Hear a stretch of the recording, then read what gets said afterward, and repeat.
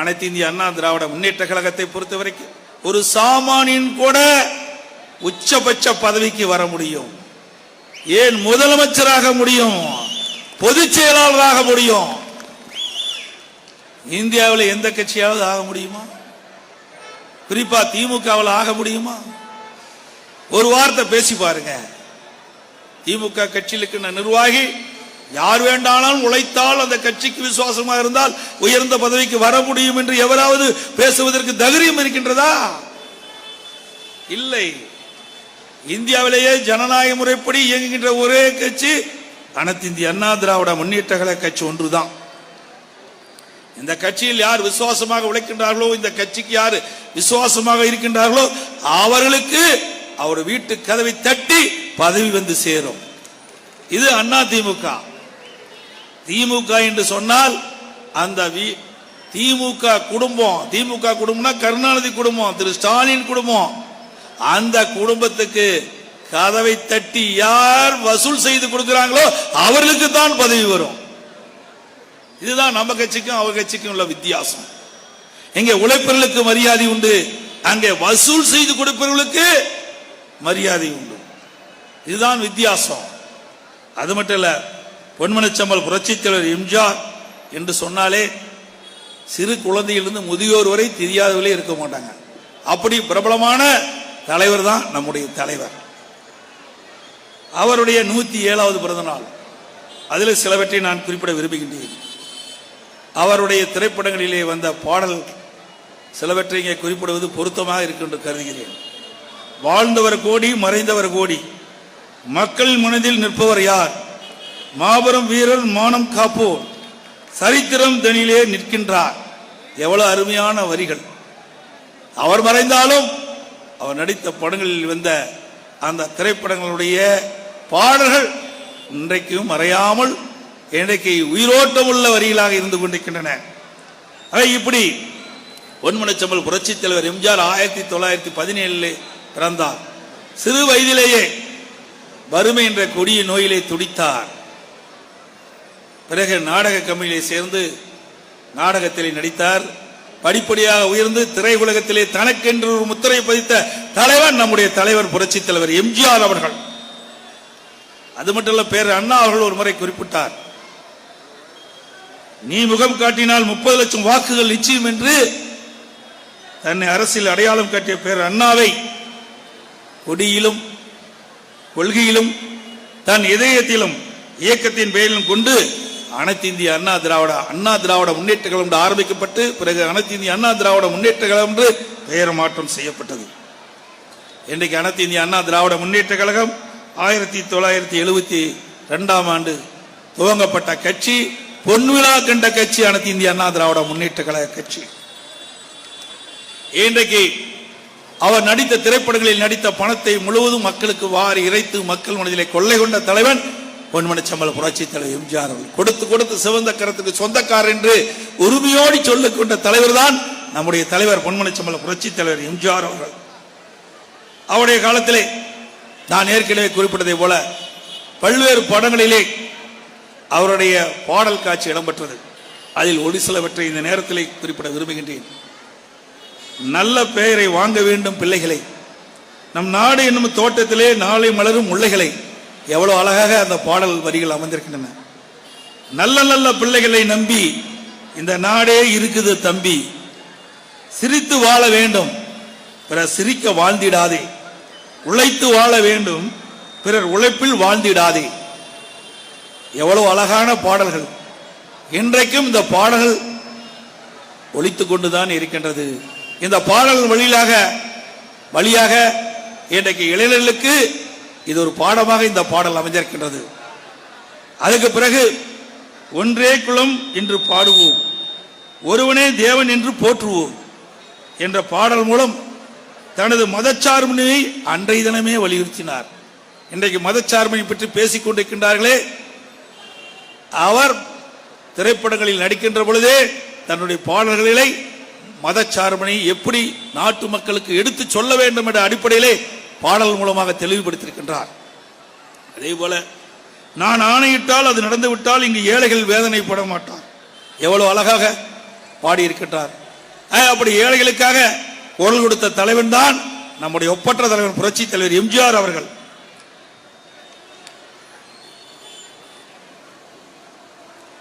பொன்மனச்செம்மல் புரட்சி தலைவர் எம்ஜிஆர் அவர்கள் தான் சிறு வயதில் பட்ட கஷ்டம் தமிழ்நாட்டில் பிறந்த குழந்தைகள் எவருக்கும் அப்படிப்பட்ட நிலைமை ஏற்படக்கூடாது என்பதற்காக சத்துணவு என்ற சத்துணவு திட்டத்தை கொண்டு வந்து சரித்திரம் படைத்த தலைவன் பொன்மனச்செம்மல் புரட்சி தலைவர் எம்ஜிஆர் அவர்கள். இந்திய நாட்டிற்கே வழிகாட்டினார். மற்ற மாநிலத்தில் இருக்கின்ற முதலமைச்சர்கள் எல்லாம் நம்முடைய பொன்மனச்செம்மல் புரட்சி தலைவர் எம்ஜிஆர் கொண்டு வந்த சத்துணவு திட்டத்தை பின்பற்றி அந்தந்த மாநிலத்திலே அந்த திட்டத்தை அமல்படுத்தினார். இப்படி ஏழைகளுக்காக, ஏழைகளுடைய குழந்தைகள் வயிறார உணவு உண்டு கல்வி கற்க வேண்டும் என்பதற்காக அற்புதமான திட்டத்தை கொண்டு வந்த தலைவன் நம்முடைய தலைவன் பொன்மனச்செம்மல் புரட்சி தலைவர் எம்ஜிஆர் அவர்கள். அதே போல இடஒதுக்கீடையும் கொண்டு வந்து ஒட்டுமொத்த மக்களுக்கு இடஒதுக்கீட்டின் மூலமாக சாதித்த தலைவன் நம்முடைய தலைவன் தான். அதே போல இதையும் புரட்சி தலைவி அம்மா அவர்கள் பொன்மனச்செம்மல் புரட்சி தலைவர் எம்ஜிஆர் இடஒதுக்கீட்டை இன்றைக்கு அதை சட்டமாக்குவதற்காக நடவடிக்கை எடுத்ததும் இதையும் புரட்சி தலைவி அம்மா அவர்கள். அதோடு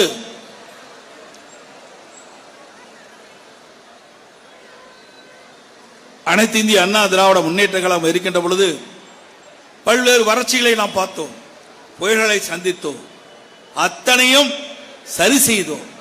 திறமையான ஆட்சி இருக்கின்ற காரணத்திலே திறம்பட செயலாற்றி அதையெல்லாம் சரி செய்த அரசாங்கம் அதிமுக அரசாங்கம்.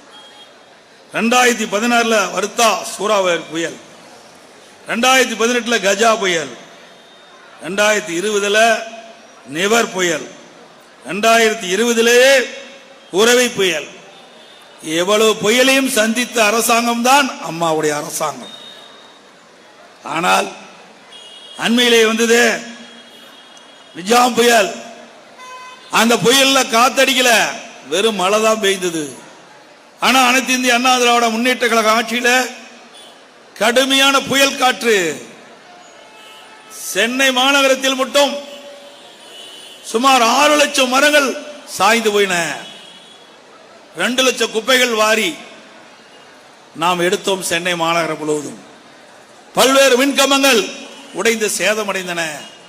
அதையெல்லாம் புயல் வேகத்தில் செயல்பட்டு சரி செய்து இயல்பு நிலைக்கு கொண்டு வந்த அரசாங்கம் அதிமுக அரசாங்கம்.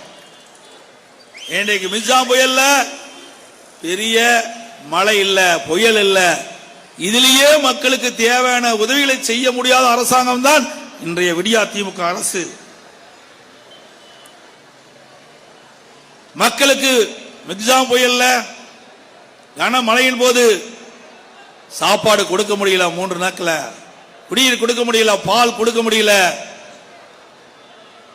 நோய்வாய்ப்பட்டவர்களுக்கு மருத்துவ சிகிச்சை அளிக்க முடியல. இப்படிப்பட்ட நிலைதான் சென்னை மாநகரத்தில் பார்க்க முடிஞ்சது. சென்னை ஒட்டிய மாநகர பகுதியிலும் பார்க்க முடிஞ்சது, சென்னை ஒட்டியுள்ள மாவட்டத்திலையும் பார்க்க முடிஞ்சது. இது எதற்காக சொல்லிட்டு சொன்னால், அனைத்து இந்திய அண்ணா திராவிட முன்னேற்ற கழகத்தில் புயல் வருகின்ற பொழுது புயல் வேகத்தில் செயல்பட்டு மக்களுடைய பிரச்சனையை தீர்த்து வைத்தோம். அதே வேளையில் விடியா திமுக ஆட்சியில் புயல் வந்தது, மழை வந்தது, புயல்ல காற்றுல மழை தான் பெஞ்சது. இந்த நிலையில கூட சரியான முறையில் முன்னெச்சரிக்கை நடவடிக்கை எடுக்காத காரணத்தினால மக்கள் கடுமையா பாதிக்கப்பட்டாங்க.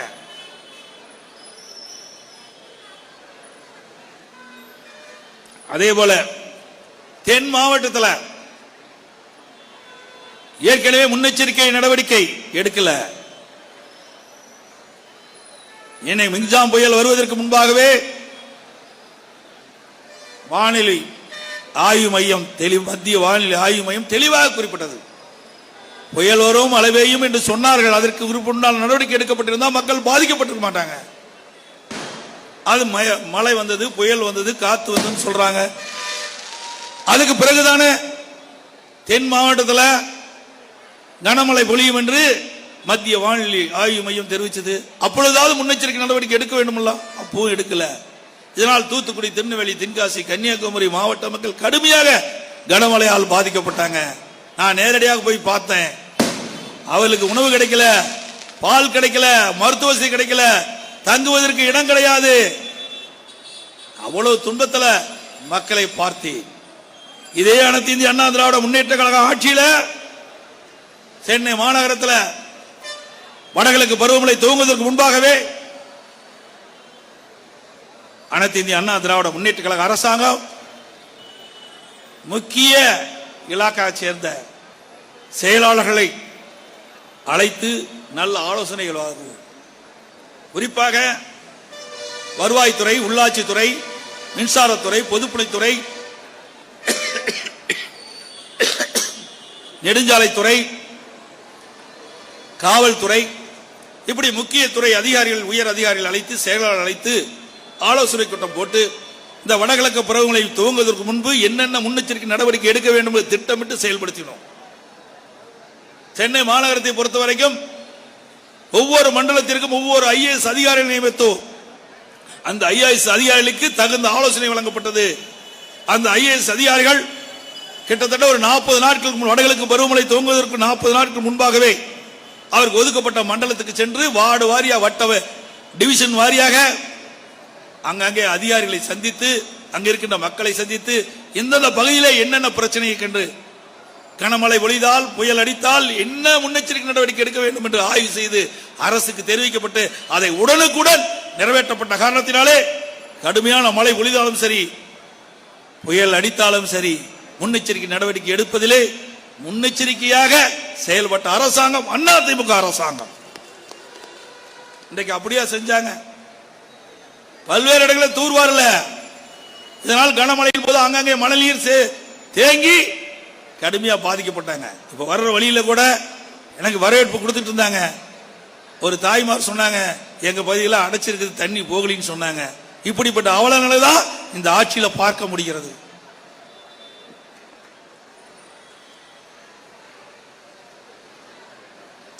அதே போல கொரோனா வைரஸ் தொற்று இன்றைக்கு உலகம் முழுவதும் அந்த கொரோனா வைரஸ் தொற்று நோய் ஏற்பட்டு கோடிக்கணக்கான பேர் அந்த நோயால் பாதிக்கப்பட்டு இறக்கின்ற நிலையை நாம் பார்த்தோம். நம்ம இந்தியாவில், நம்முடைய தமிழ்நாட்டில் இந்த கொரோனா வைரஸ் தொற்று வேகமா பரவியது. அந்த நோய் எப்படி இருக்கும் என்பது தெரியாது, அது எப்படி மக்களுக்கு வருவதும் தெரியாது. காற்றின் வழியாக அந்த வைரஸ் மக்களை தொற்றிக்கொண்டு கொரோனா வைரஸ் நோய் ஏற்படும். அந்த கொரோனா நோய் பாதிக்கப்பட்டவர்களுக்கு என்ன அறிகுறி என்பது கூட தெரியாத நேரம், அதற்கு என்ன சிகிச்சை செய்ய வேண்டும் என்பது கூட முழுமையாக தெரியாத நேரம். அந்த காலகட்டத்தில் கூட நம்முடைய அதிகார துணையோடு, நம்முடைய அமைச்சர் பெருமக்கள் துணையோடு மிகச் சிறப்பாக எழுச்சியாக செயல்பட்டு அந்த கொரோனா வைரஸ் தொற்றை கட்டுப்படுத்திய அரசாங்கம் இந்தியாவிலே முதல் மாநிலமாக தமிழ்நாடு இருந்தது. அந்த கொரோனா காலத்திலேயே குடும்ப அட்டைக்கு 1000 ரூபாய் கொடுத்தோம்.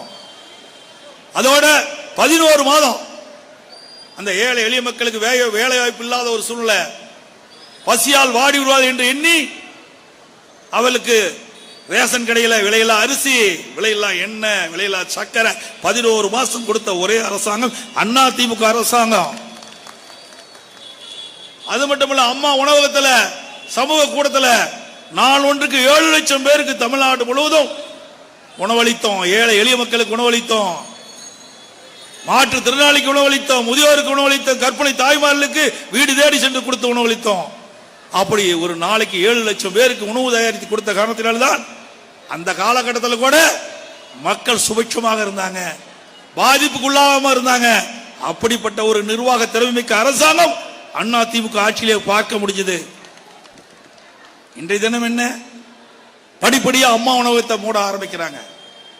அரசியல் காழ்ப்புணர்ச்சியின் காரணமாக ஏழை எளியோர்களுக்கு மலிவு விலையிலே அம்மா உணவகத்தின் மூலமாக உணவு வழங்குவதை கூட பொறுத்துக் கொள்ள முடியாத ஒரு அரசாங்கம் தான் இந்த ஸ்டாலின் தலைமையில் இருக்கின்ற அரசாங்கம். இது வெட்கக்கேடானது.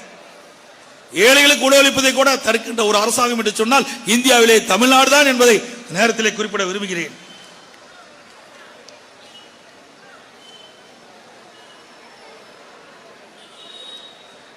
அதே போல அனைத்து இந்திய அண்ணா திராவிட முன்னேற்ற கழக ஆட்சி இருக்கின்ற பொழுது, இதே புரட்சி தலைவி அம்மா இருக்கின்ற பொழுது, இன்றைக்கு சென்னை மாநகரத்தில் மழைநீர் வடிகால் வசதி செய்வதற்காக 2400 கிலோமீட்டர் தேர்வு செய்யப்பட்டு அதை phase 1, phase 2, phase 3 என்று எடுக்கப்பட்டு அந்த திட்டத்தை நடைமுறைப்படுத்தினோம். அதில் 1240 கிலோமீட்டர் நீளமுள்ள வடிநீர் கால்வாய்களை அமைத்தது அதிமுக அரசு. அதற்கு பிறகு ஆட்சி மாற்றம் ஏற்பட்டது. இதுவரை முழுமையாக முடிக்கல. இதுவரை வடிநீர் கால்வாய்கள் முழுமையாக முடிக்கல. அதனாலதான் மிக்ஜாம் புயல் வந்த பொழுது ஆங்காங்கே தண்ணி தேங்கி மக்கள் பாதிக்கப்பட்டாங்க. அப்ப கூட என்ன சொல்றாங்க, இந்த முதலமைச்சர் சொல்றார் 98% மழைநீர் வடிகால் கால்வாய் முடிக்கப்பட்டு விட்டது. இங்க இருக்கின்ற மேயர் குறிப்பிடுகிறார் 98% முடிந்து விட்டது பணி. இங்க இருக்கின்ற சென்னையில் இருக்கின்ற 2 அமைச்சர்கள் பொய் பேசுவதற்காக இருக்கின்ற 2 அமைச்சர்கள் அத்தனையும் பொய். உண்மை என்ற பேச்சுக்கே இடமில்லை. பொய் பேசுவதில் பரிசு கொடுக்கணும். இந்த 2 அமைச்சர் கொடுக்கலாம், சென்னையில் இருக்கிற 2 அமைச்சர் கொடுக்கலாம். அவர்கள் குறிப்பிடுகிறார்கள் 98% வடிநீர் கால்வாய் பணிகள் நிறைவு பெற்றதாக. பிறகு மழை வந்து தண்ணீர் தேங்கி மக்களுடைய பிரச்சனை ஏற்பட்ட பிறகு பத்திரிகையில் ஊடகத்திலும் பேட்டி கொடுக்கிறாங்க. கிட்டத்தட்ட 38% தான் முடிஞ்சிருக்குது, எஞ்சிய பணிகள் அப்படியே இருக்கு சொல்றாங்க. எந்த அளவுக்கு பச்சை பொய் பேசுகின்ற அமைச்சர் இருக்கின்றார்கள், முதலமைச்சர் இருக்கின்றார்கள், மேயர் இருக்கின்றார்கள், எண்ணி பார்க்க வேண்டும். மக்களை எப்படியெல்லாம் ஏமாற்றுகிறார்கள். இது அனைத்து இந்திய அண்ணா திராவிட முன்னேற்ற கழகத்தில் கொண்டு வந்த திட்டம், இவர்கள் கொண்டு வந்த திட்டம் அல்ல. அந்த திட்டத்தை கூட முழுமையாக நிறைவேற்றப்படவில்லை. அதற்கு காரணம் கலெக்ஷன் கமிஷன் கரப்ஷன். அதுதான் அவர்களுக்கு முக்கியம். அதனாலதான் இது தள்ளி போச்சு. இதே அனைத்து இந்திய அண்ணா திராவிட முன்னேற்ற கழகம் ஆட்சி இருந்தா ஒரே ஆண்டில் எஞ்சிய நீளமுள்ள வடிநீர் கால்வாய் பணிகளை நிறைவேற்றப்பட்டு எங்கேயும் சென்னை மாநகரத்தில் தண்ணி தேங்காம நாங்க பார்த்திருப்போம். நாங்க விட்டு சென்ற பணி, எஞ்சி இருக்கிற பணி கூட முழுமையா செய்ய வக்கில் அவர்களுக்கு. எல்லாவற்றையும் ஊழல், ஊழல் இல்லாத நிலையே கிடையாது.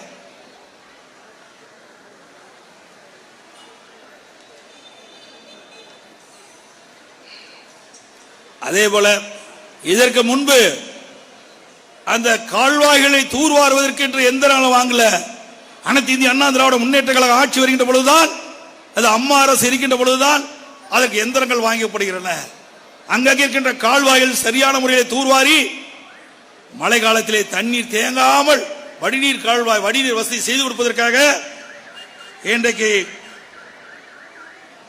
8 கோடி ரூபாய் மதிப்பீட்டில் 3 ரோபோட்டிக் எக்ஸ்கலேட்டரும் 11 கோடி ரூபாய் மதிப்பீட்டில் மினி ஆம்பிபியன் வாகனம் வாங்கப்பட்டு அதை பயன்படுத்தி ஆங்காங்க இருக்கின்ற கால்வாயில் இருக்கின்ற தூர்களை அகற்றி மழை காலங்களில் தண்ணீர் தடையில்லாமல் செல்லுகின்ற சூழ்நிலையை நாங்கள் தான் உருவாக்கி தந்திருக்கிறோம்.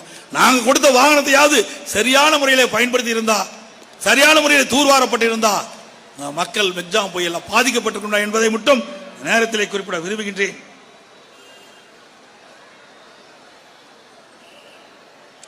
அதே போல கோவம் அடையாறு கரையோரங்களில் வசிக்கும் மக்களின் பாதுகாப்பு கருதி அவர் வாழ்வாதாரம் பாதிக்கப்படாமல் சுமார் 17,750 குடும்பங்கள் பெரும்பாக்கம் போன்ற புதிய குடியிருப்புகள் மாற்றிடம் வழங்கி நிரந்தரமாக குடியமர்த்தப்பட்டதும் அதிமுக ஆட்சியில்.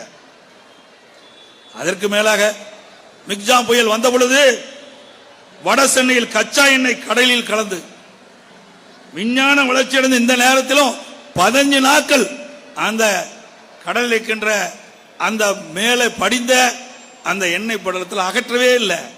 இதனால் மீனவர்கள் கடுமையாக பாதிக்கப்பட்டாங்க. இந்த விடியா திமுக அரசுல முன்னெச்சரிக்கை நடவடிக்கை எடுக்காத காரணத்தினால இப்படிப்பட்ட நிலைமைக்கு தமிழ்நாடு தள்ளப்பட்டிருக்கின்றது. இதனால் மீனவ மக்கள் பெரிதும் பாதிக்கப்பட்ட என்று இந்த நேரத்தில் தெரிவிக்க விரும்புகின்றேன்.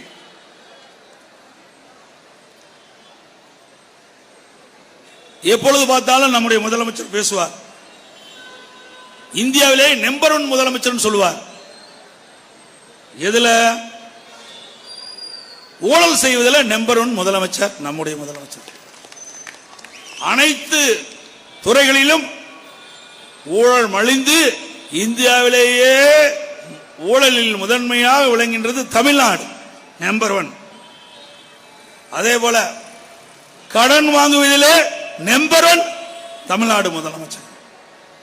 2011 திமுக ஆட்சியிலிருந்து இறக்கப்பட்ட பொழுது இதே புரட்சி தலைவி அம்மாவில் தமிழகத்தில் முதலமைச்சராக பொறுப்பேற்கின்ற பொழுது 1,14,000 கோடி கடல்ல தான் விட்டுட்டு போனாங்க இந்த திமுக ஆட்சியாளர்கள்.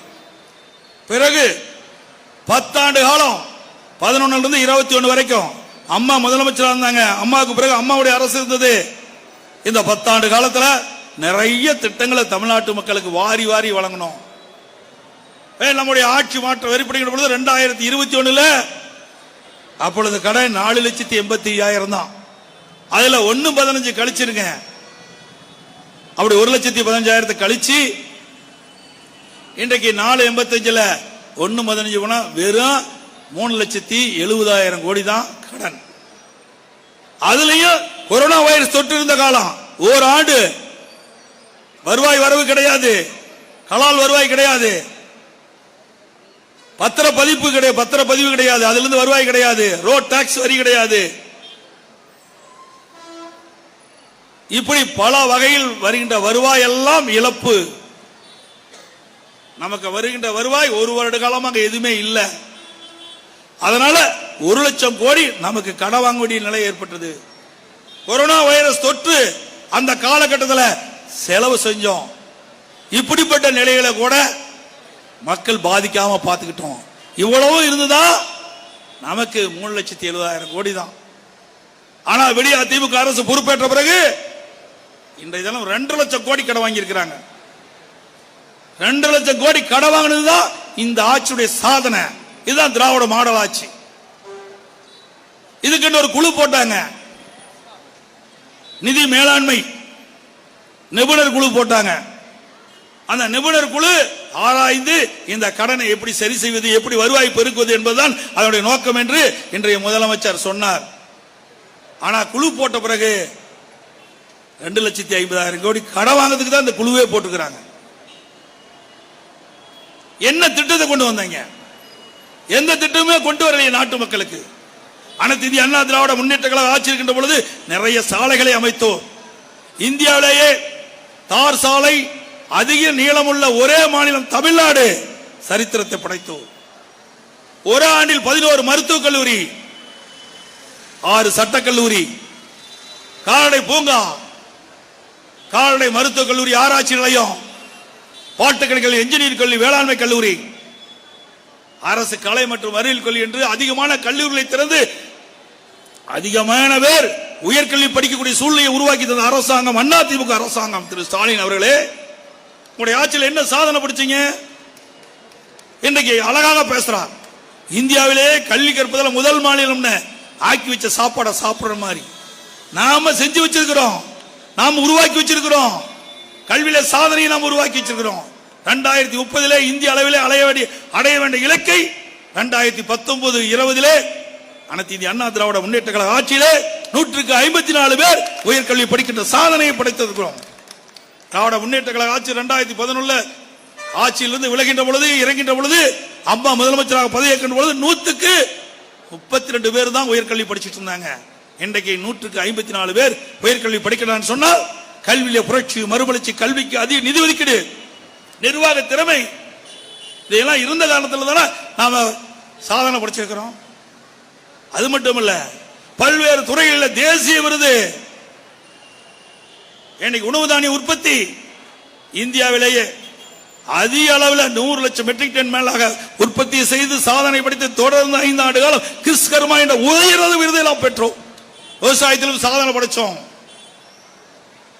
மருத்துவத்துறையிலும் சாதனை படைத்தோம், கல்வியிலும் சாதனை படைத்தோம். நீர் மேலாண்மை, ஒரு சொட்டு நீர் கூட வீணாக கூடாது என்பதற்காக குடிநீர் மராமத்து திட்டம் என்ற அற்புதமான திட்டத்தை கொண்டு வந்து தமிழ்நாடு முழுவதும் இருக்கின்ற ஏரி, குளம், குட்டைகள், பொதுப்பணித்துறையின் சார்பாக 8000 ஏரிகள் தூர்வாரப்பட்டன. அதே போல உள்ளாட்சி அமைப்பு மூலமாக 24,000 ஏரிகள் இருக்கின்றன. அதில் கிட்டத்தட்ட 100% உள்ளாட்சி துறைக்கு உட்பட்ட ஏரி, குளம், குட்டை அத்தனை தூர்வாரி பெய்கின்ற பருவ காலங்களில் பெய்கின்ற மழை நீர் முழுவதும் சேமித்து வைத்து கோடை காலத்திலே மக்களுக்கு அந்த தண்ணீரை பயன்படுத்தக்கூடிய சூழ்நிலை உருவாக்கி தந்தார். நிலத்தடி நீர் உயர்ந்தது, வேளாண் பெருமக்களுக்கு நீர் கிடைச்சது, குடிநீருக்கு பஞ்சம் இல்லாம தண்ணி கிடைத்த அற்புதமான அரசாங்கமாக நாங்கள் செயல்படுத்தினோம். நீர் மேலாண்மையில் சாதனை, சமூக நலத்துறையில் சாதனை, இப்படி சாதனை மேல் சாதனை படைத்த அரசாங்கம் அதிமுக அரசாங்கம். அதே போல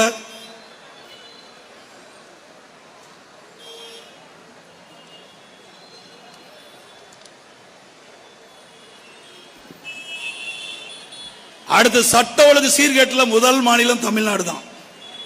சட்ட ஒழுங்கு சீர்கேட்டிலையும் முதல் மாநிலம் தமிழ்நாடு தான். மோசமான, இந்தியாவிலேயே மோசமான முதலமைச்சர் பட்டியலையும் முதன்மையாளங்கிறது தமிழ்நாடு முதலமைச்சர் தான். இன்றைக்கு தமிழ்நாடு முதலமைச்சரை பொறுத்த வரைக்கும் அது ஒரு குடும்ப கட்டுப்பாட்டுக்கு போயிட்டது. இந்தியாவில் ஒரு மாநிலத்துக்கு ஒரு முதலமைச்சர் தான் இருப்பாங்க. ஆனா தமிழ்நாட்டுக்கு தான் 4 முதலமைச்சரை பார்க்க முடியுது. குடும்பத்திற்கு ஆட்சி அதிகாரம் போய்விட்டது. இன்றைக்கு இருக்கிற முதலமைச்சர் ஒரு பொம்மை போல் செயல்படுகிறார். ஒரு திறமை இல்லாத, நிர்வாக திறமை இல்லாத ஒரு அரசாங்கத்தை இன்னைக்கு மக்கள் பார்க்கிறார்கள். அதனாலதான் இவ்வளவு பிரச்சனை இருக்குது. அதோட இந்த ஆட்சி பொறுப்பேற்ற பிறகு கடுமையான வரி விதிப்பு. இன்னைக்கு சொத்து வரி, வீட்டு வரி 100% அதிகரித்திருக்குது. இது சென்னை மாநகராட்சி. நீ சென்னை மாநகராட்சியில் கடந்த அதிமுக ஆட்சியில் 2 கோடி பேருக்கு நீங்க சரி ஒரு வீட்டுக்கு 2000 ரூபாய் வரி கட்டிட்டு இருந்தீங்களா? இப்ப 4000 ரூபாய் வரி கட்டணும். 100% ஏத்திட்டாங்க. அடுத்தது கடை வரி. நீங்க ஏதாவது கடை வச்சிருந்தீங்கன்னு வச்சுக்க, ஒரு 3000 ரூபாய் அதுக்கு வரி கட்டிட்டு இருந்தா இன்றைய தினம் 7500 ரூபாய் கட்டணும். 150% வரி உயர்வு. வீட்டு வரி 100% உயர்வு. கடை வரி 150%. கொரோனா வைரஸ் தொற்று இருந்து படிப்படியா இப்பதான் வியாபார நிதியா மந்தன இருந்து மாறி சரி செய்துட்டு இருக்க இந்த நேரத்தில் இவ்வளவு வரி உயர்வை எப்படி மக்கள் தாக்கு பிடிக்க முடியும் என்பதை உணராத ஒரு அரசாங்கம் தான் விடியா திமுக அரசு. போதாதுக்கு குடிநீர் கட்டணம் உயர்வு, அதற்கு போதாதுக்கு குப்பை வரி உயர்வு. எல்லாமே வரி போட்ட அரசாங்கம் திராவிட மாடல் அரசாங்கம். அதற்கு மேலாக மின் கட்டணம். நீங்க மின் கட்டணத்தை பார்த்தீங்கன்னா 52% உயர்த்தி இருக்கிறாங்க. 52% மின் கட்டண உயர்வு. வரலாறு காண அளவுக்கு மின் கட்டண உயர்வு. சரி, மின் கட்டணத்தால உயர்த்திட்டீங்க, கரண்டாவது சரியா கொடுப்பா அதுவும் கிடையாது. அடிக்கடி மின் தடை ஏற்படுது. தடையெல்லாம் மின்சாரம் கொடுக்க முடியல இந்த அரசாங்கத்தில். இப்படி எல்லா துறைகளிலும் தோல்வி அடைந்த அரசாங்கம் தான் இன்றைக்கு விடியா திமுக அரசாங்கம் என்பதை நேரத்தில் குறிப்பிட விரும்புகின்றேன்.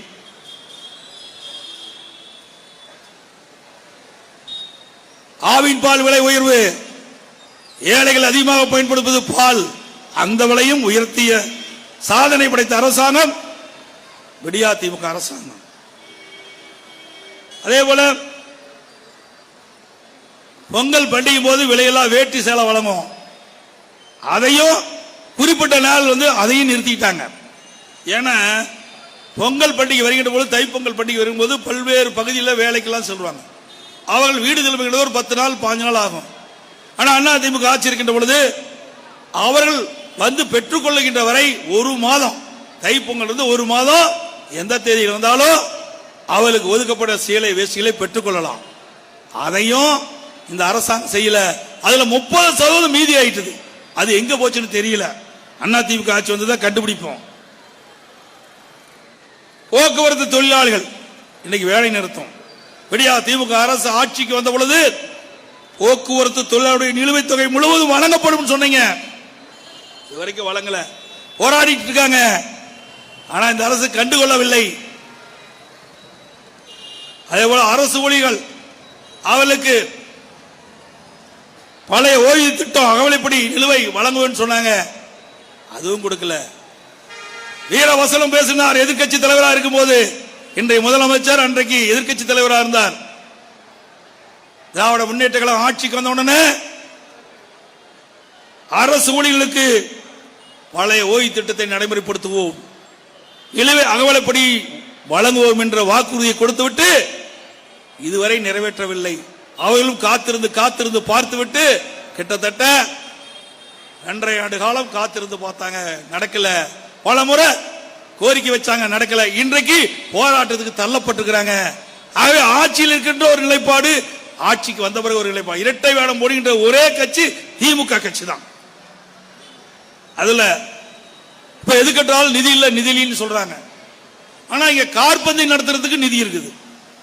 கார்பந்தை அவசியமா? அது இல்லைன்னா நாட்டில் எதுவுமே நடக்காதா?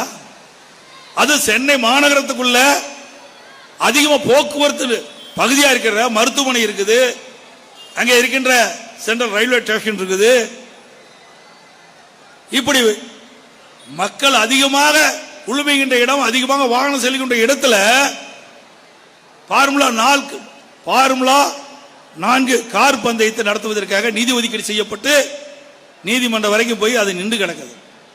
இந்த பணத்தை எப்படியெல்லாம் விரயமாக்கிறார் என்பதை பார்க்க வேண்டும்.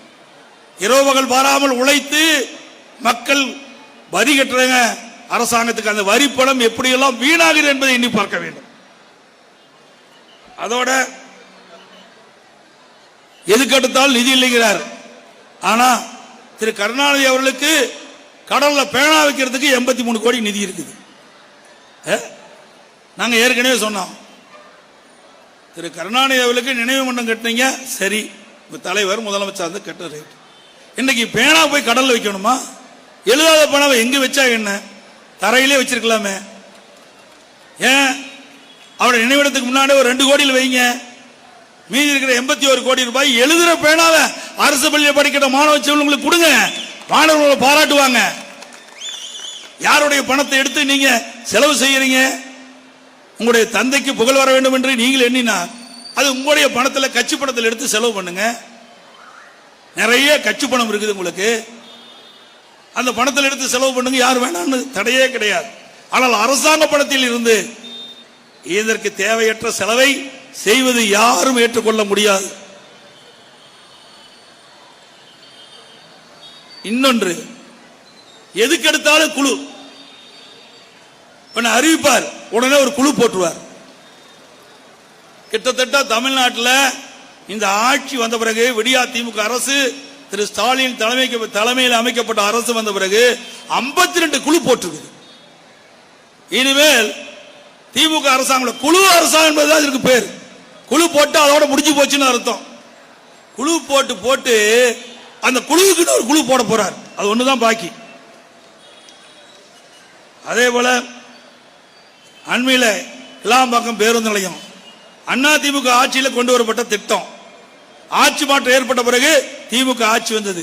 இந்த 2.5 ஆண்டு காலத்தை வேண்டுமென்றே திட்டமிட்டு காலதாமதம் ஆக்கி இப்பொழுது நிறைவேற்றப்பட்டு, அது தைப்பொங்கல் என்று வேக வேகமாக அறகுறையா இருக்கும் போதே திறந்துட்டாங்க. இதனால் வெளியூருக்கு செல்கின்ற பயணிகள் கடும் அவதிக்குள்ளானாங்க. எல்லா தொலைக்காட்சியிலையும் பார்த்தோம், பத்திரிகையிலையும் பார்த்தோம். எதுக்கு அவ்வளவு அவசரமா தூக்குறீங்க? அதுவும் தைப்பண்டிக்கும் போது எல்லா சென்னையில் இருக்கிற மக்கள் எல்லாம் பல்வேறு இடங்களில் வந்து வசித்துக் கொண்டிருக்கிறாங்க, வேலை வாய்ப்பில் இருக்கிறாங்க. அவரெல்லாம் சொந்த ஊருக்கு போகணும். அப்படிப்பட்ட காலகட்டத்தில் திறக்க வேண்டிய அவசியம் என்ன? எல்லா பணியும் நிறைவு பெற்ற பிறகு அப்புறமேட்டு அந்த பேருந்து நிலையத்தை துவக்குங்களேன்.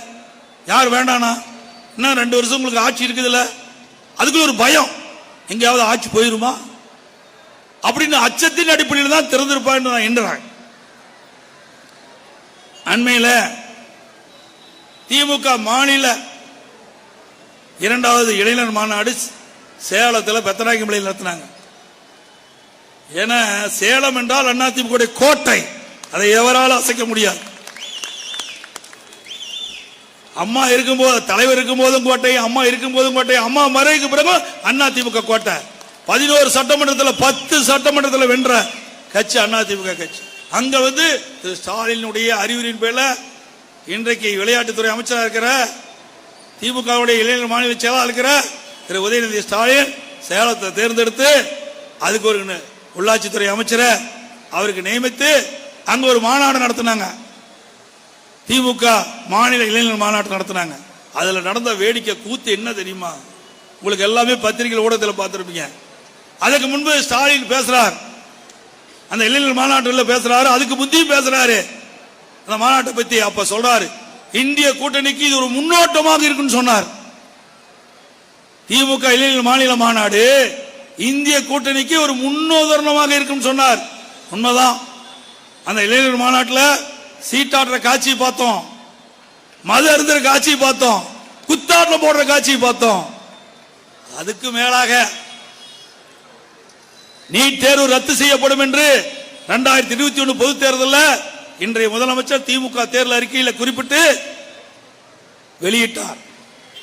திமுக ஆட்சிக்கு வந்தவுடன் முதல் கையெழுத்து நீட் தேர்வு ரத்து செய்யப்படும் என்று எல்லா பொதுக்கூட்டத்திலும் பேசினார். அவருடைய மகன் உதயநிதி ஸ்டாலினும் பேசினாங்க. அதுக்கு பிறகு ஆட்சிக்கு வந்த பிறகு 6 மாசமா நடைமுறைப்படுத்த முடியல. பிறகு உதயநிதி ஸ்டாலின் அவர்கள் பேசுறாரு, நீட் தேர்வு ரத்து செய்வதற்கு ரகசியம் இருக்குன்னு சொன்னார். அந்த ரகசியமும் என்னன்னு கடைசி வரைக்கும் தெரிவிக்கல. அதுக்கு பிறகு ஒரு கையெழுத்துல ரத்து செய்யப்படும் என்று சொல்லிவிட்டு சுமார் 50 லட்சம் பேர் கையெழுத்திட்டு வாங்கன்னு சொன்னாங்க. சரி, 50 லட்சம் கையெழுத்து வாங்கியாவது முறையா போய் ஜனாதிபதி கொடுத்தாங்கன்னா அதுவும் இல்ல.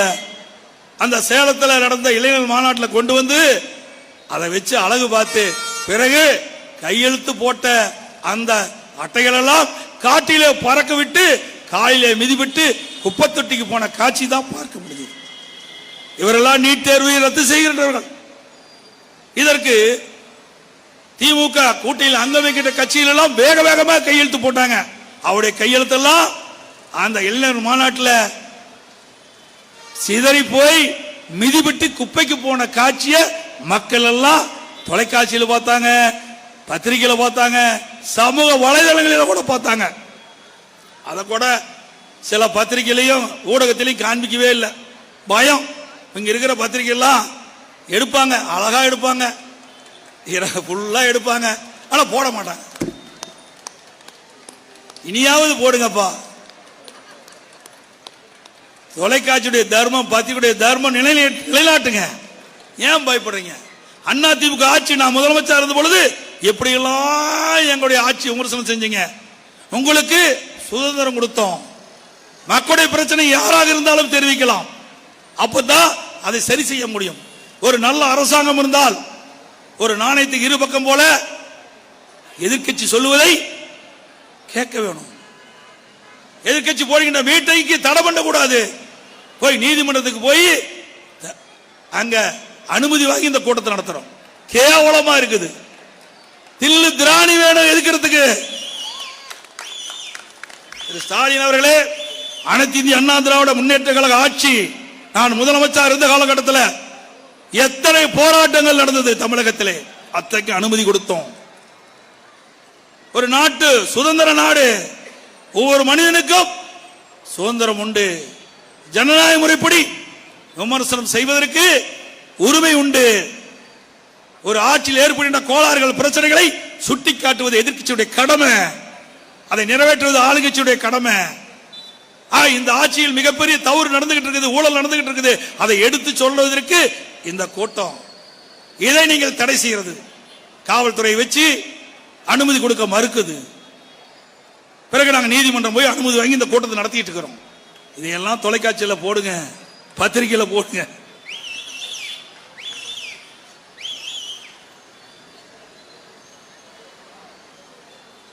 சட்ட ஒழுங்கு அடியோடு சீர்குலைஞ்சு போச்சு. எங்க பார்த்தாலும் போதைப் பொருள், கஞ்சா விற்காத இடமே இல்லை. இன்னைக்கு தமிழ்நாட்டில் எது கிடைக்குதோ இல்லையோ கஞ்சா தாராளமா கிடைக்குது. கஞ்சா இல்லாத இடமே இல்லை.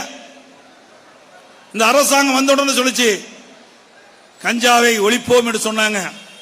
அதுக்காக அப்பொழுது டிஜிபி சைலேந்திர பாபு அவர்கள் டிஜிபியா இருக்கும்போது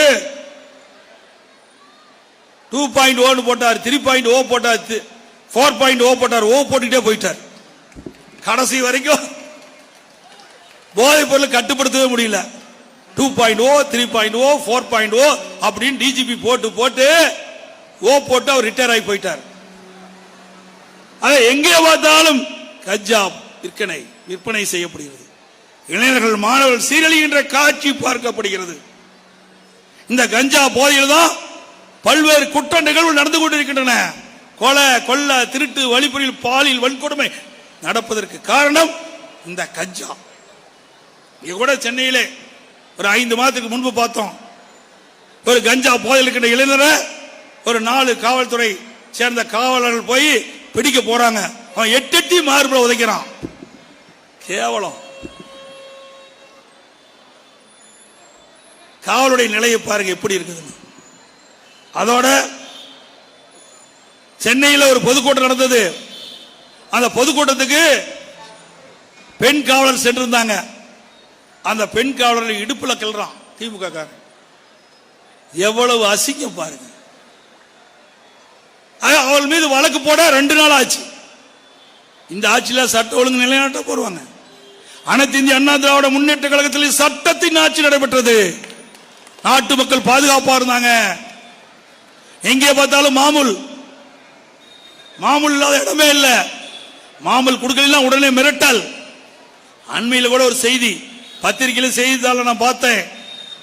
ஒரு தொழிலதிபரை காரில் ஏற்றி ஊரூரா அழைச்சிட்டு போய் உயர் போலீஸ் அதிகாரிகள் உத்தரவின் பேர்ல 50 கோடி ரூபாய் கைமாறியதாக தகவல்.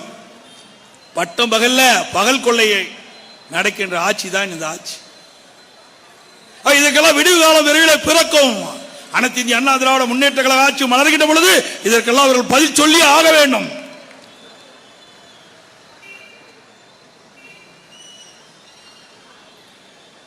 அதே போல இந்த வடசென்னை வடக்கு கிழக்கு மாவட்டத்தில் விடியா திமுக ஆட்சியில் நிறைய திட்டங்கள் நிறைவேற்றவே இல்லை. அண்ணா திமுக ஆட்சியில் போடப்பட்ட திட்டங்கள்லாம் முடங்கி கிடக்குது.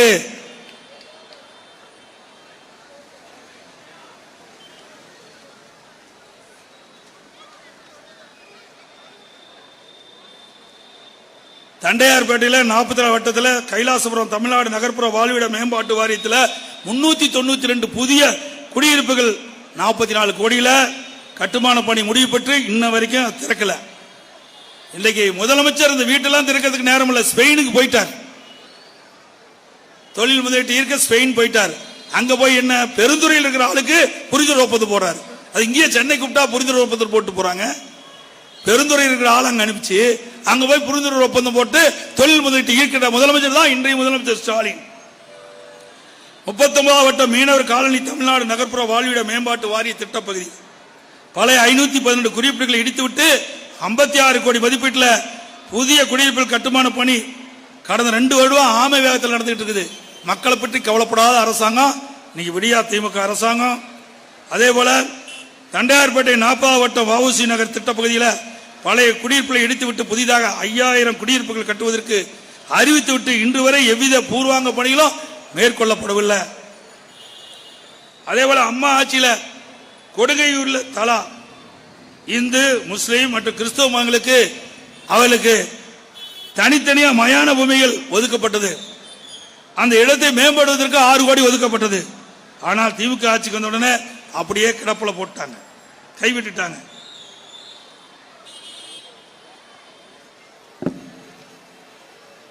நிறைய இருக்குது.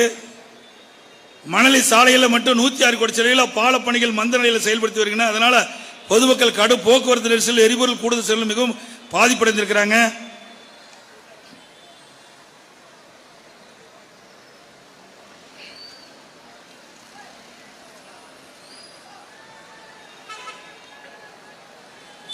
அதேபோல மெட்ரோ ரயில் திட்டம் சென்னை மாநகர மக்கள் போக்குவரத்து நெரிசல் உள்ள ஒரு மாநகரமா இருக்குது. இந்த போக்குவரத்து நெரிசலை குறைப்பதற்காக மாண்புமிகு புரட்சித் தலைவி அம்மா இருக்கின்ற பொழுதே பல்வேறு நடவடிக்கை எடுத்தாங்க. அந்த மெட்ரோ ரயில் திட்டத்தை பல்வேறு நடவடிக்கை எடுத்து அந்த பணிகள்லாம் துவங்கப்பட்டு நடந்தது. 2016 சென்னை விமான நிலையம் லிட்டில் மவுண்ட் வரை முதல் மெட்ரோ போக்குவரத்துக்கான மாண்பு அம்மாவில் துவக்கி வச்சாங்க.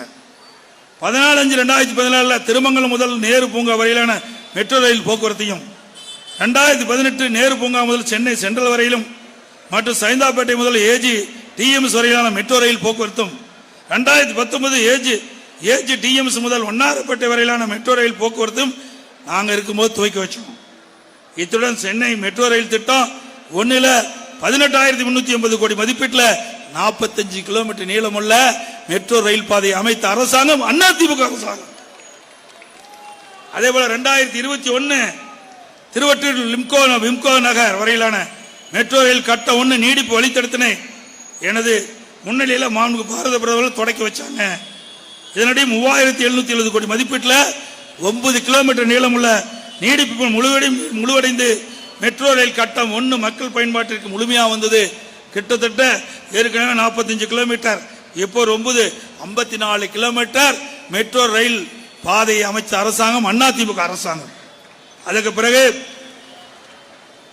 இன்றைக்கு 21/11/2020 என்று அப்பொழுது இருந்த அதிமுக அரசாங்கத்தில் மாண்புமிகு மத்திய உள்துறை அமைச்சர் அவர்களை அழைத்து வந்து இன்றைக்கு கலைவாணர் அரங்கில் கட்டம் 2 மெட்ரோ ரயில் திட்டத்தை நடைமுறைப்படுத்துவதற்காக ஒரே திட்டத்துக்கு 63,246 கோடி ஒதுக்கி இந்தியாவிலேயே சாதனை படைத்த அரசாங்கம் அதிமுக அரசாங்கம். இதுவரைக்கும் ஒரு திட்டத்திற்கு இவ்வளவு தொகை ஒதுக்கிட்டதே கிடையாது. இந்திய வரலாற்றிலேயே தமிழ்நாட்டில் மெட்ரோ ரயில் கட்டம் 2வது பணியை அதிமுக அரசுல இவ்வளவு நிதியில ஒதுக்கீடு செய்து அரசாங்கம் அதிமுக அரசாங்கம். அந்த பணி தான் இப்ப நடந்துகிட்டு இருக்குது.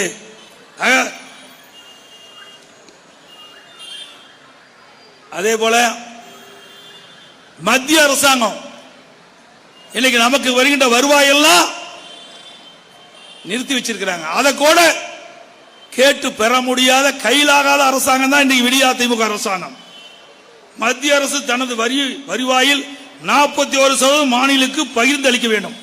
அதாவது 41% மாநில அரசுக்கு பகிர்ந்து அளிக்க வேண்டியது மத்திய அரசுடைய கடமை. 2021-22 ஆண்டு மொத்த வரி வருவாயில் 33.16% மட்டுமே மாநிலங்களுக்கு பகிர்ந்து அளிக்கப்பட்டுள்ளது.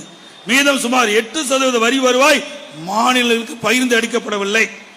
2021-22 ஆண்டு மொத்த வருவாய் மத்திய அரசு 27,09,315 கோடி வருவாய் ஈட்டிருக்கிறாங்க. மாநிலங்களுக்கு பகிர்ந்து அளிக்கப்பட வேண்டிய வருவாய் 8,98,392, 41% என்று எடுத்துக்கொண்டால், ஆனால் அது 33.1.6% தான் கொடுத்திருக்கிறாங்க. 33.16% தான் இன்றைக்கு பகிர்ந்தளிக்கப்பட்ட வருவாய் 8,98,392 கோடி. அதாவது சுமார் 2,16,2.16 லட்சம் கோடி ரூபாய் மாநிலத்துக்கு பகிர்ந்தளிக்கப்படவில்லை மத்திய அரசாங்கம். அதை கூட கேட்டு பெற முடியல. எப்போது பார்த்தாலும் நிதியில் சொல்றீங்களே, ஏன் அதை நிதி வாங்கி நிதி பெறுவதற்கு ஏதாவது நடவடிக்கை எடுத்தீங்களா?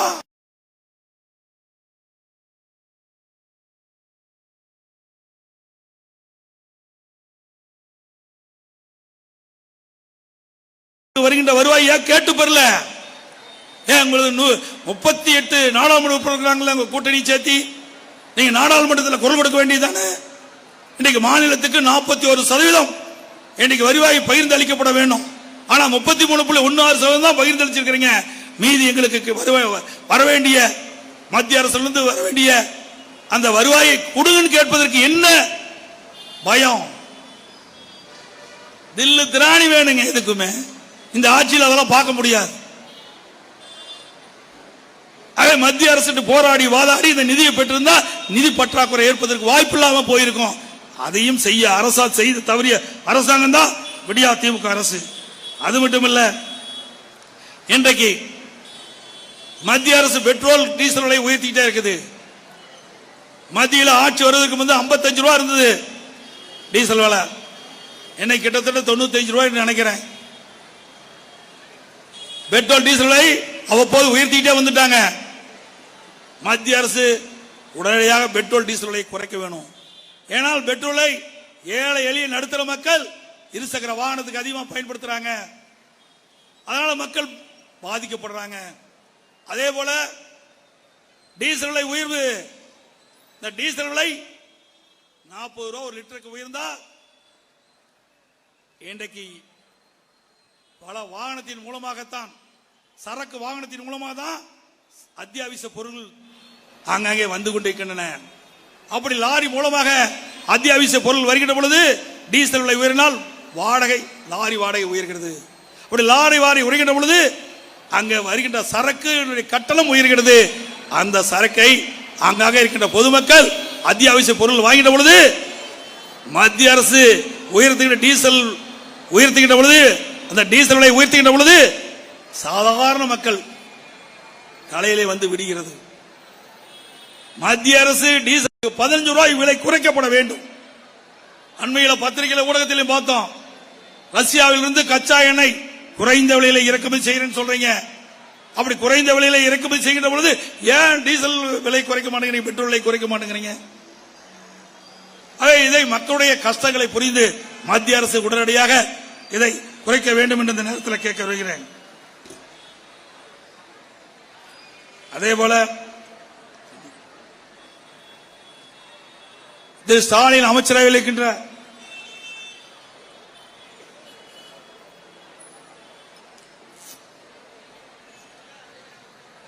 திரு ஸ்டாலின் தலைமையிலே இருக்கின்ற அமைச்சரவையில் இடம்பெற்றிருக்கின்ற நிதி அமைச்சர் திரு பழனிவேல் தியாகராஜன் அவர்கள் ஒரு அண்மையிலே ஒரு கருத்தை தெரிவித்தார். ஆடியோ மூலியமா ஒரு கருத்தை தெரிவித்தார். அதில் அவர் குறிப்பிட்டது 30,000 கோடியை வைத்துக் கொண்டு திரு சபரீசனும் திரு உதயநிதி ஸ்டாலின் அவர்களும் என்ன செய்வது என்று திண்டாடி கொண்டிருக்கின்ற செய்தியை வெளியிட்டாங்க. திரு சபரீஸ்வரன் திரு ஸ்டாலினுடைய மருமகன், திரு உதயநிதி ஸ்டாலின் அவர்கள் திரு ஸ்டாலினுடைய மகன். 2 பேருடைய பெயரை குறிப்பிட்டு ஒரு நிதியமைச்சர், திமுக அமைச்சர் வெளியிட்ட நிதியமைச்சர் குறிப்பிடுகின்றார். 30,000 கோடி ஊழல், 2 ஆண்டு காலமாக ஊழல் செய்து சம்பாதித்து அந்த பணத்தை என்ன செய்வது என்று தெரியாமல் திண்டாடி கொண்டு செய்தியை வெளியிட்டவர் நிதியமைச்சர். அந்த பணத்தை தான் இன்றைக்கு முதலீடு செய்ய துபாய்க்கு போனாரு, இன்றைக்கு ஸ்பெயினுக்கு போயிருக்கார். முதலீடு ஈர்க்க போகல, முதலீடு செய்ய போயிருக்கிறார். அப்படிதான் மக்கள் பேசிக்கிறாங்க. எங்களுக்கு கிடைத்த செய்தி அதுதான். உடனே இங்க இருக்கிற அமைச்சர் சொல்றார், நீங்களும் தானே வெளிநாட்டுக்கு போனீங்க, நானும் வெளிநாட்டுக்கு போனேன், தொழில உண்மையா முதலீட்டை ஈர்த்து வந்தேன், நீங்க அப்படி இல்லையே, உங்களுடைய நிதி அமைச்சர் தானே சொன்னாரு 30,000 கோடி ஊழல் செய்து சம்பாதிச்சு பணத்தை வைத்து என்ன செய்து என்று தெரியாம திரு சபரீசனும் திரு உதயநிதி ஸ்டாலின் அவர்களும் திண்டாடி கொண்டு செய்தியை உங்களுடைய அமைச்சர் தான் சொன்னாரு. அப்படி 30,000 கோடிய அங்கங்க முதலீடு செய்வதற்கு தான் துபாய் போறீங்க, ஸ்பெயின் போறீங்க. ஏன் இப்ப அண்மையில் தானே தொழில் முதலீட்டாளர் மாநாடு நடந்தது, அந்த மாநாட்டிலே புரிந்துணர்வு ஒப்பந்தம் போட்டுக்கலாம்ல. அந்த தொழில் முதலீட்டாளர் மாநாட்டம் முடிஞ்சு 1 மாசம் கூட ஆகல, அதுக்குள்ள வெளிநாடு போய் தொழில் முதலீட்டு போறீங்களா? ஸ்பெயின்ல என்ன தொழில் முதலீட்டு இருக்கிறீங்க? யார் பெருந்துறையில் இருக்கிறவரு அங்க போய் புரிந்துணர்வு ஒப்பந்தம் போறாரு. எங்க ஈரோட்டுக்கு பக்கத்தில் பெருந்துறை இருக்குது, அங்க இருக்கிற தொழிலதிபர் போய் ஸ்பெயின்ல போய் புரிந்துணர்வு ஒப்பந்தம் போடுறார். எப்படி வேடிக்கை பார்க்கணும். கிராமத்தில் சொல்லுவாங்க, கேட்கறவங்க ஏனைனா எறும்பு ஏறாப்பழம் ஓட்டணும். அது மாதிரி நம்ம எல்லாம் எப்படின்னு நீங்க அதை சொல்லக்கூடாது. நான் இந்த பதவியில் இருக்கிறதுனால அப்படி எண்ணிக்கொண்டிருக்கிறார் ஸ்டாலின் அவர்கள். ஸ்பெயினே பொருளாதாரத்தில் சிக்கி தவித்துக் கொண்டிருக்குது, அங்க போய் எங்க தொழில் முதலீட்டு மாநாட்டம் நடத்த போறீங்க? அது மட்டும் இல்ல, இந்த 2 ஆண்டுக்கு முந்தி தொழில் முதலீட்டாளர் மாநாட்டை நடத்துவதாக சொல்லி ஒரு மாநாட்டை நடத்தினார் ஸ்டாலின். புரிந்துணர்வு ஒப்பந்தம் போட்டாங்க. நான் ஊடகத்தின் வாயிலாக பத்திரிகையின் வாயிலாக பேட்டி கொடுக்கும்போது சரி, இல்லது அறிக்கையின் வாயிலாக கேட்டுக்கொண்டேன். 2 ஆண்டுக்கு முன்பு தொழில் முதலீட்டாளர் மாநாட்டு சென்னையில் நடத்தினீங்களே, அதை வெள்ளை அறிக்கை கொடுங்க. எத்தனை தொழில் வந்திருக்குது, என்னென்ன முடிஞ்சிருக்குது, எத்தனை தொழில் அதிபர்கள் வந்து தொழில் எவ்வளவு ரூபாய் முதலீடு செஞ்சிருக்கிறாங்க, எவ்வளவு பணி நடந்திருக்குது, எத்தனை தொழிற்சாலைகள் முடிவுற்று துவக்கப்பட்டிருக்குது, எத்தனை பேருக்கு வேலை வாய்ப்பு கிடைக்குது, எப்படின்னு வெள்ளை அறிக்கை கேட்டா இதுவரைக்கும் கிடையாது. அப்படிப்பட்ட ஆட்சிதான் இன்றைய ஆட்சி என்பதை நேரத்தில் தெரிவித்து,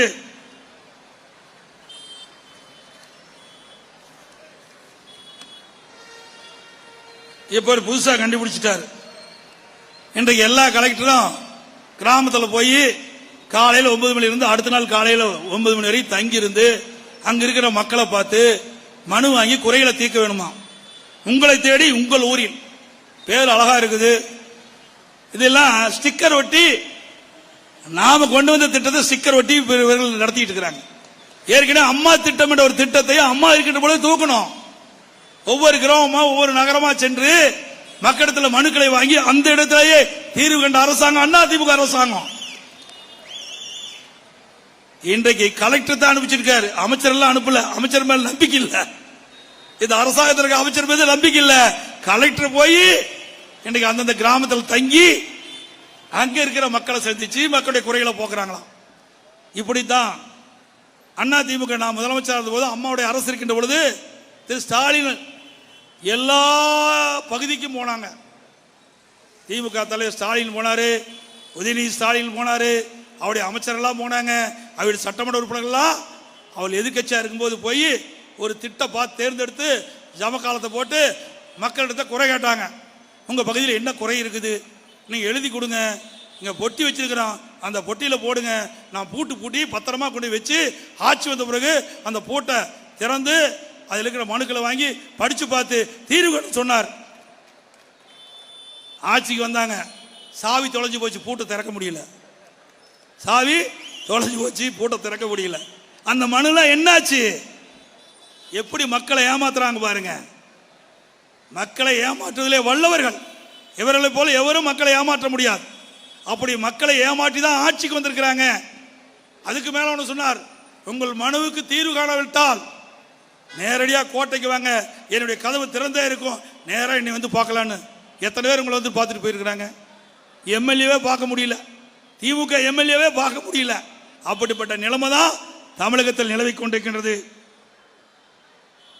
அதோட திமுக தேர்தல் அறிக்கை 520 அறிவிப்புகளை வெளியிட்டாங்க. அதுல 1-2 மட்டும் நிறைவேற்றிட்டு இப்போ இருக்கிற முதலமைச்சர் திராவிட முன்னேற்ற கழக தலைவர் குறிப்பிடுகிறார், அதனுடைய திமுக அமைச்சர் குறிப்பிடுறாங்க, திமுக தலைவர் குறிப்பிடுறாங்க. 98% நிறைவேற்றப்பட்டதான். திமுக தேர்தல் அறிக்கையில் குறிப்பிட்டதுல 98% நிறைவேற்றப்பட்டதா ஒரு பச்சை பைய சொல்லுகின்ற முதலமைச்சர் இன்றைக்கு முதலமைச்சர் என்ன சொன்னாங்க? ஆட்சிக்கு வருவதற்கு முன் தேர்தல் அறிக்கையில் என்ன குறிப்பிட்டாங்க? அனைத்து குடும்ப தலைவர்களுக்கும் மாதந்தோறும் 1000 ரூபாய் உரிமை தொகை கொடுக்க வேணும்ல. சொன்னது நீங்க, அறிக்கை விட்டது நீங்க, அதன்படி நடந்து கொள்ள வேணும்ல. கொடுக்கப்பட்ட வாக்குறுதி நிறைவேற்ற வேணும்ல. இல்ல, ஆட்சிக்கு வந்த பிறகு தகுதியானவர்களுக்கு, தகுதியான குடும்ப தலைவிக்கு 1000 ரூபாய் உதவித்தொகை வழங்கப்படுவோமா? அப்படியே அந்தர்பல்ட். இரண்டாவது, நகர பேருந்துகள் மகளிருக்கு கட்டணம் இல்லாம பயணம் செய்யலாம்னு சொல்லி ஒரு அறிவிப்பு வெளியிட்டாங்க. பிறகு ஆட்சிக்கு வந்தாங்க. ஆட்சிக்கு வந்த பிறகு முன்னாடியும் பின்னாடியும் பிங்க் கலர் பெயிண்ட் அடிச்சு அனுப்பிச்சிட்டாங்க. அந்த பேருந்தில் ஏறினா தான் மகளிர் கட்டணம் இல்லாமல் பயணம் செய்யலாம். மற்ற பேருந்தில், நகர பேருந்தில் ஏறினா கட்டணம் செலுத்த வேணும். அது ஒரு வழித்தடத்தில் 4 பேருந்து இயக்கிட்டு இருந்தா ஒரு பேருந்து தான் இந்த முன்னாடியும் பின்னாடியும் பிங்க் கலர் அடிச்சு விட்டுருக்கிறாங்க. ஆக எப்படியெல்லாம் மக்களை ஏமாற்றுக என்பதை நீங்கள் சிந்தித்து பார்க்க வேண்டும். ஆட்சியில் வருவதற்கு முன்பு ஒரு நிலைப்பாடு, ஆட்சிக்கு வந்த பிறகு ஒரு நிலைப்பாடு. இரட்டை வேடம் போடுகின்ற ஒரே கட்சி திமுக ஆட்சி தான், திராவிட ஆட்சி. ஆகவே சிந்திக்க வேண்டும். வருகின்ற நாடாளுமன்ற தேர்தல் வருகிறது. இந்த நாடாளுமன்ற தேர்தலில் திமுக ஒரு கூட்டணி அமைச்சிருக்கிறாங்க. இந்தியா கூட்டணின்னு ஒரு கூட்டணி அமைச்சிருக்கிறாங்க. இந்திய கூட்டணி அமைச்சதே என்னமோ, என்னைக்கு ஸ்டாலினுடைய ராசி அப்படி போனதாக ராகுல் தான் பிரைம் மினிஸ்டர் சொன்னார். அந்த கட்சி ஏற்கனவே வெற்றி பெற்ற இடத்தோட குறைந்த இடத்துல வெற்றி பெற்று எதிர்க்கட்சி அந்தஸ்தை இழந்துட்டது.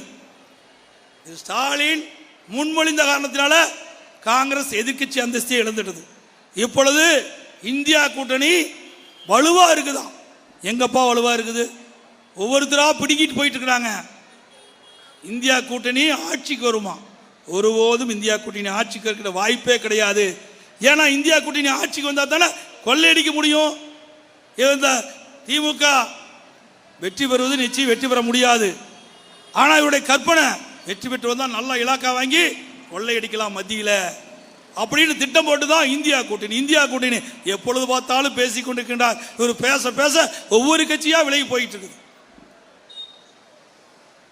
அது மட்டுமல்ல, மத்தியில் ஆட்சியில் இருக்கும்போது 12 ஆண்டு காலம் மத்தியில் ஆட்சி அதிகாரத்தில் இருந்தாங்க திமுக. அப்ப 2G ஸ்பெக்ட்ரம் ஊழல் 1,73,000 கோடி ஊழல் செய்தாங்க. காங்கிரஸ் தலைமையில் இருந்த அரசாங்கத்தில் அப்பொழுது மத்திய அமைச்சராக இருந்த திரு ராசா அவர்கள் தகவல் தொழில்நுட்பத்துறை அமைச்சராக இருக்கின்ற பொழுது 1,73,000 கோடி கொள்ளையடிச்சாங்க. விஞ்ஞான முறையில் கொள்ளையடிச்சிருக்காங்க. அந்த கேஸ் நடந்துகிட்டு இருக்குது. அப்போ வரும்போது பல பேர் சிறைக்க போகின்ற சூழ்நிலை இருக்கும். இன்றைக்கு இது விடியா திமுக அரசு.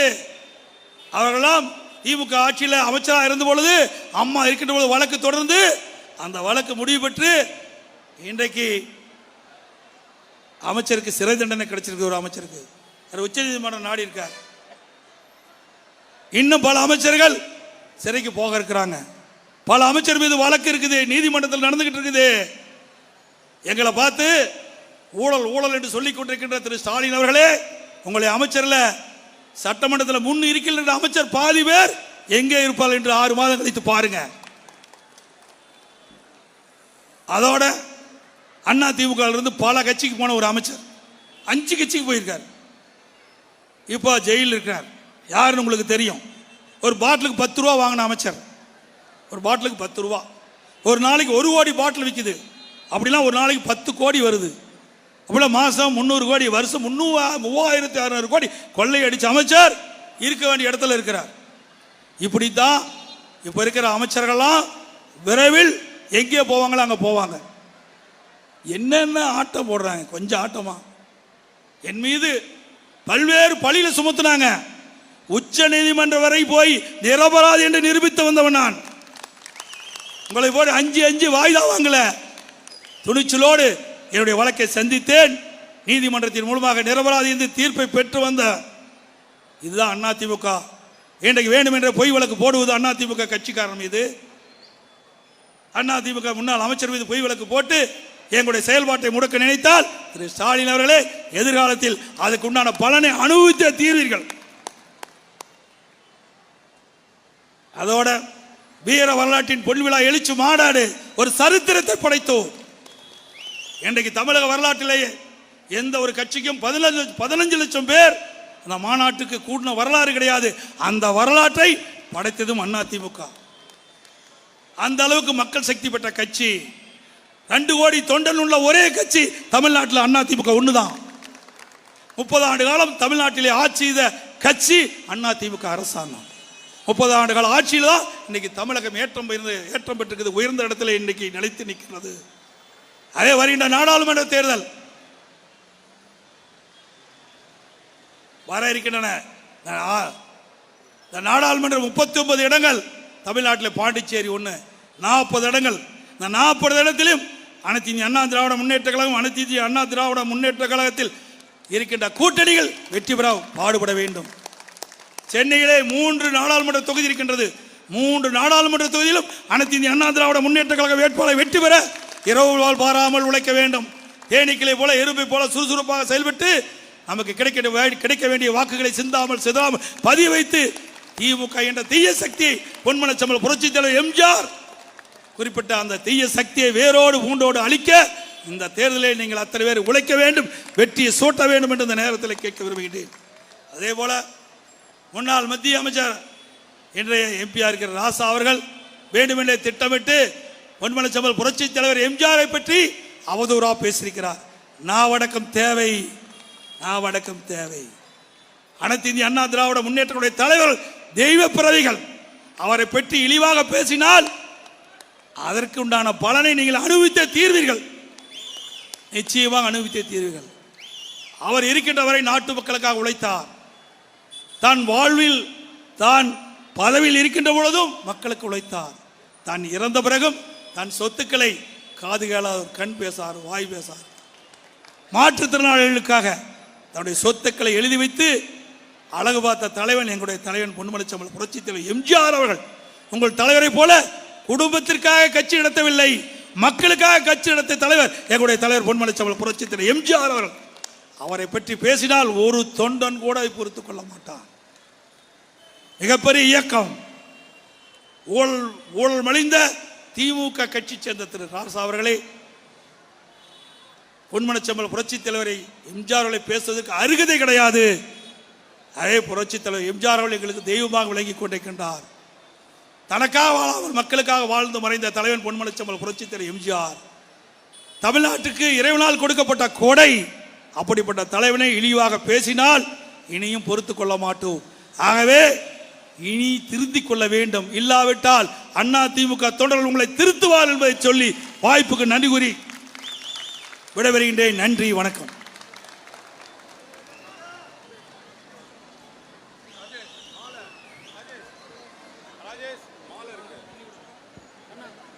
இப்போ எல்லாம் உட்காருங்கப்பா, அப்படியே உட்காருங்கப்பா, அமைதியாக உட்காருங்க அண்ணா, உட்காருங்க அண்ணா, நான் உட்காருங்க, உட்காருங்க.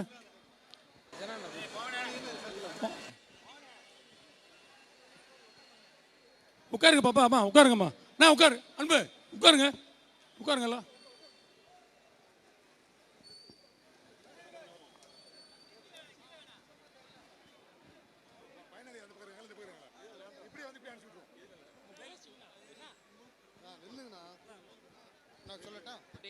இப்பொழுது பொதுச் செயலாளர் அவர்களுக்கு மாவட்ட கழகத்தினுடைய ஆற்றல் மிகு செயலாளர் அண்ணா அவர்கள் நினைவு பரிசை வழங்குவார்கள்.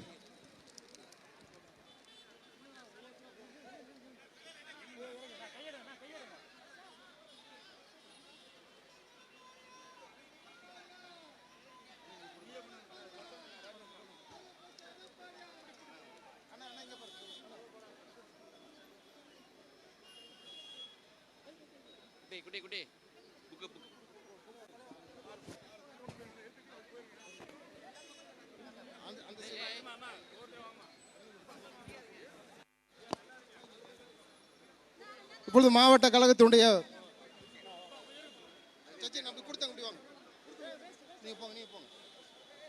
மாவட்ட கழகத்தினுடைய பொருளாளர் அண்ணன் கணேசன் அவர்கள் நினைவு பரிசை வழங்குவார்கள்.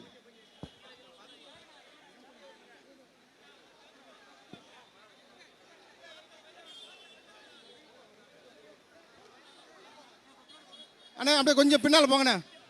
மேடம் இந்த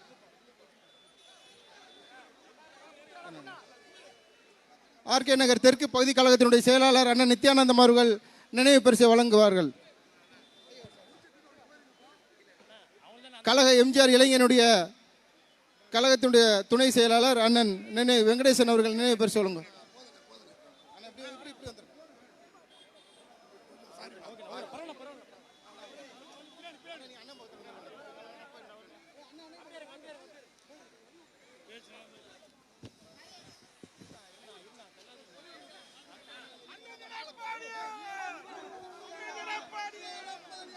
மாவட்ட கழக செயலாளர் அவர்கள் கழக பொதுச் செயலாளர் அவர்களுக்கு மாலை அணிவித்து மரியாதை செலுத்துவார்.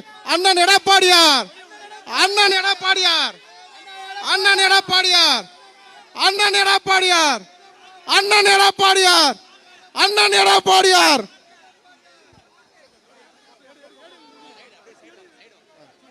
அங்க போயிருமாங்க.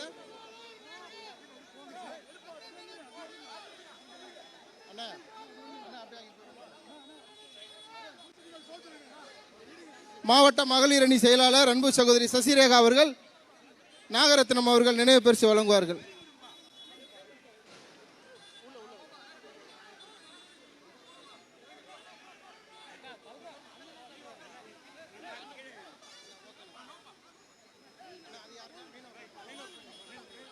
கழகத்தினுடைய ஆர்கே மீனவ மக்கள் சார்பாக கழகத்தினுடைய பொதுச் செயலாளர் அவர்களுக்கு நினைவு பரிசை இப்போது வழங்குவார்கள். மீனவ சமுதாய மக்கள்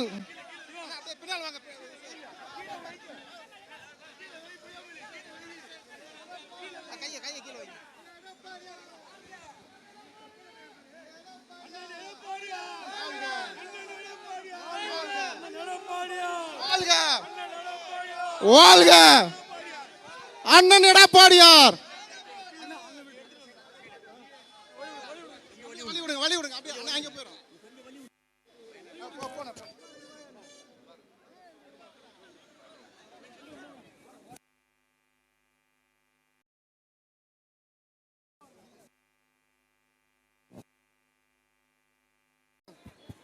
அப்படியே போங்க. அந்த பக்கம் போனா அந்த பக்கம் போனா அந்த பக்கம் போங்க.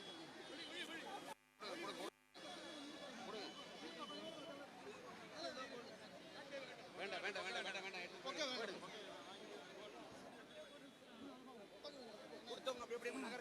அப்படியே கொஞ்சம் வழி விடுங்க. அப்படியே வழி விடுங்க. அப்படியே போயிடுங்க.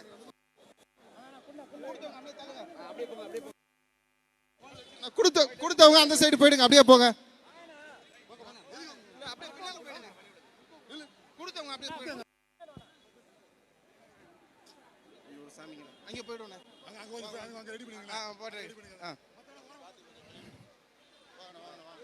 அண்ணா கொஞ்சம் வழி விடுங்க.